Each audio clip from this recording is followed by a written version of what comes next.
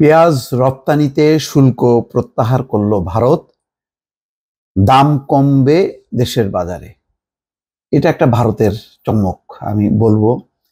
ইলিশ নিয়ে যেটা হলো যে আমাদের ফরিদা আক্তার যে মৎস্য উপদেষ্টা বললেন যে না, এবার কোনোভাবেই ইলিশ পাঠানো যাবে না, ইলিশ দামি মাছ। আর বাংলাদেশি হিন্দুরা আছে, তাদেরও দুর্গোৎসব আছে। বাংলাদেশের মানুষ যেখানে ইলিশ অ্যাভেলেবেল খেতে পায় না, মানে ন্যায্য মূল্যে, সেখানে টনকে টন ইলিশ পাঠানো হবে দুর্গাপুজো উপলক্ষে ভারতে, কলকাতায়। সেটা হবে না। এবার ভারতের ব্যবসায়ীরা আবেদন করলো, তাও মন গলেনি ফরিদা আক্তারের। বুঝছে না, ওই হাসিনার আমল ভুলে যেতে হবে।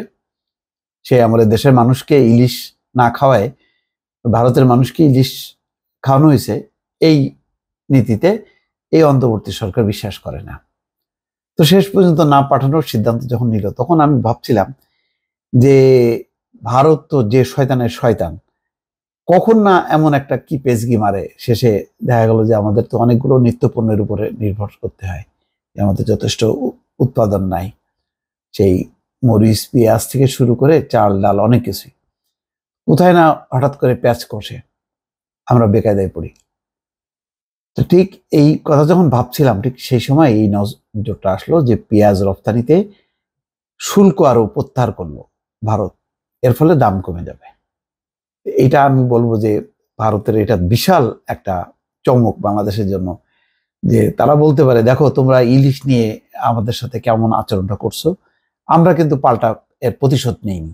আমরা পেঁয়াজ রপ্তানিতে শুল্ক প্রত্যাহার করছি, যার কারণে বাংলাদেশের মানুষ সস্তায় পেঁয়াজ খেতে পারবে। তো খবরে বলা হচ্ছে, আভ্যন্তরীণ বাজারে পেঁয়াজের সংকট ও দাম বৃদ্ধির অজুহাত দেখিয়ে রপ্তানি নিরুৎসাহিত করতে পেঁয়াজ রপ্তানিতে 40% শুল্ক আরোপ করে ভারত। দীর্ঘ 4 মাস 9 দিন পর বাংলাদেশে পেঁয়াজ রপ্তানিতে শুল্ক প্রত্যাহার করে নিয়েছে দেশটি। এতে বন্দর দিয়ে পেঁয়াজের আমদানি যেমন বাড়বে, তেমনি দাম কমে আসবে বলে দাবি করছেন বন্দরের আমদানিকারকরা।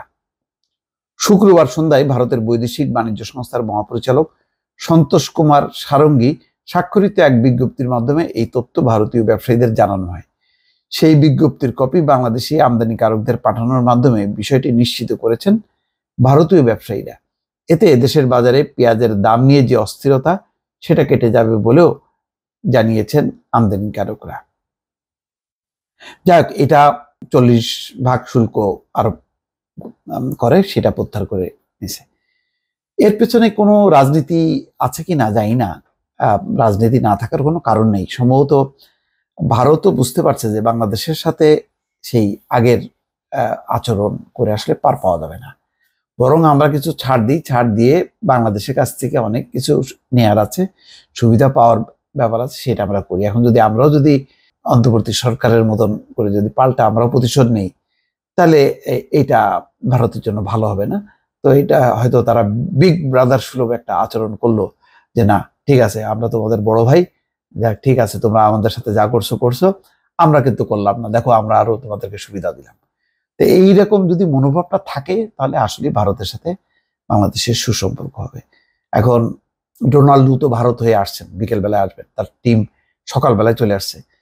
তো সেও ভারতকে মেসেজ দেবে যে আগের মতন যাতে সম্পর্কটা অব্যাহত রাখে, কারণ আমেরিকার স্বার্থ বাংলাদেশেও আছে, ভারতেও আছে। এখন ভারত আর বাংলাদেশ যদি লেগে যায়, তাহলে চীন এখান থেকে ফায়দা নেবে, সেখানে আমেরিকা সুবিধা হবে না।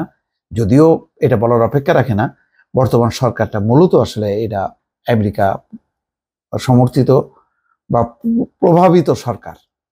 বাংলাদেশের সাথে আমেরিকার এখন মধুচন্দ্রিমা যাচ্ছে, সম্পর্কটা সর্বোচ্চ পর্যায়ে, এবং 6 সদস্যের যে টিম আসছে, খুবই মানে ক্ষমতাশালী একটা টিম, খুব গুরুত্বপূর্ণ, যাদের মূল লক্ষ্যটা হচ্ছে বাংলাদেশের অর্থনীতিকে গতিশীল করার, সহায়তা করা। কি কি দরকার বাংলাদেশের, এখন সবকিছু করতে চায়।